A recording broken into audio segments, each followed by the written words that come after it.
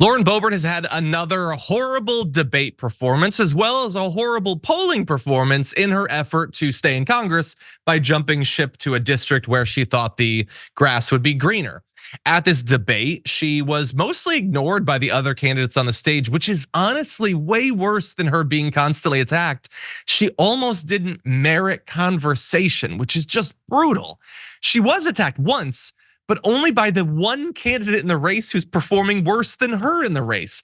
And we're gonna get to that attack because it's, I think, very fair and accurate and also brutal to Lauren Boebert. So that'll be a lot of fun. So stay tuned for that. But first, let's see how she's actually doing. So despite the fact that they're not attacking her, they're not really trying to drive her numbers down, she placed third in the most recent straw poll after the debate. And that may sound not that bad. Third, that's top 3. It's out of 4. She got 3 out of 4. So the lead candidate got 41% of the vote. This candidate Harvey came in second with 28%. She had 12% of the vote.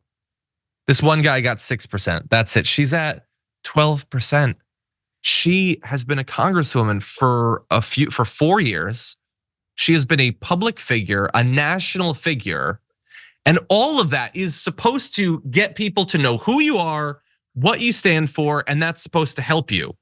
Unless what you are and what you stand for is a massive embarrassment, in which case maybe you should have kept quiet a little bit and you might have been safer in your reelection bid. But in any event, I did say that she was attacked once by one of the candidates. This is Chris Phelen, the guy who got, I think in this case, even less than the 6% of the vote.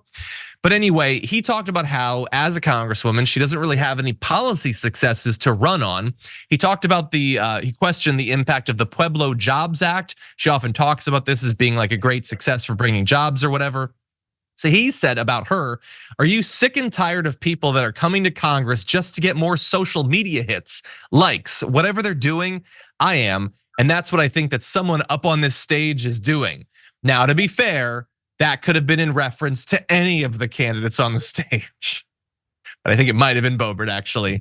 And I think that's totally fair. What has Boebert done? Like, she tries to have her little quippy moments. She tried to have this viral moment talking about public urination in DC, and she just came out of it looking like an absolute moron. And most Republicans appear to be fine with that being the sum total of what you do, as long as you make good on those. But she's not even good at delivering those moments. And so now she's like tripping over herself to pretend that she's accomplishing something. Here's the most recent example. Just now, we impeached Secretary Mayorkas, who's endangered our country by deliberately handing over control of our southern border to the cartel. Now that's delivering for the American people, and I'm proud to be a part of it. She's very proud, and you can tell because she's pronouncing it like this. I'm not terrified of what the future holds or anything. I did this sham vote that won't change anything because he's not going to be convicted in the Senate. This is what they did to pretend that they're doing something on the border. They actually impeached Alejandro Mayorkas, first time in 150 years, based off of nothing. Even right-wing pundits like Ben Shapiro are like, there's nothing to impeach him over. And yet that's what she's going to run on. Weird that she's not doing better in these straw polls. What do you think, Sharon? My glasses are still broken because I could have sworn this was like a Daily Show clip that you were playing. Now that Jon Stewart's back, she really just has lost her way. Okay, she's in a new place. She doesn't understand where she is or what the objective is at all.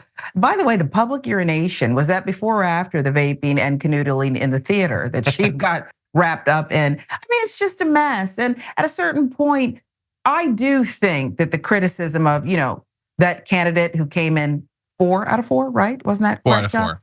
I think he could be on to something, because figure out who you are and what you want in life and then go for it without apology. She doesn't have to stay in Washington, and perhaps she won't.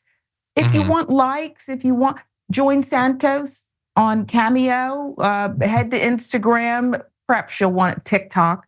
Perhaps she'll want to, better her performance there. But I think that's a strong point when you play an example like the one you just played. And I haven't even touched what you called correctly the sham impeachment vote. about the border in Mayorkas. It's people aren't really falling for this anymore. She should go. Yeah, look, she has a position that pays pretty well, that doesn't require any actual work. So I understand why she wouldn't want to have to go back to trying to start up another restaurant that she can give people like persistent diarrhea from. This is easier. I get that. And she 100% thought, I'm just gonna go over there, man. I'm Lauren Boebert. I don't need to do anything. I'm famous. But you don't have it. You don't have it on policy, and you don't fundamentally deliver, even in the way that like a dimwit like Marjorie Greene does.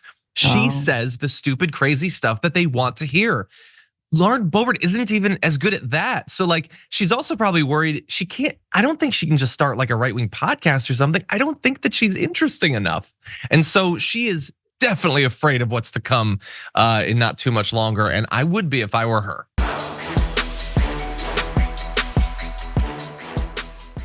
Check out the Damage Report podcast each day, wherever you get your podcasts, whether Pocket Casts or Stitcher or iTunes. You can join me as I give you the news and stories you want, with a range of co-hosts and interview guests jumping in on the fun each day. Again, that's the Damage Report, wherever you get your podcasts. And if you get them at iTunes, don't forget to rate and review. Sometimes I'll read them live on the show.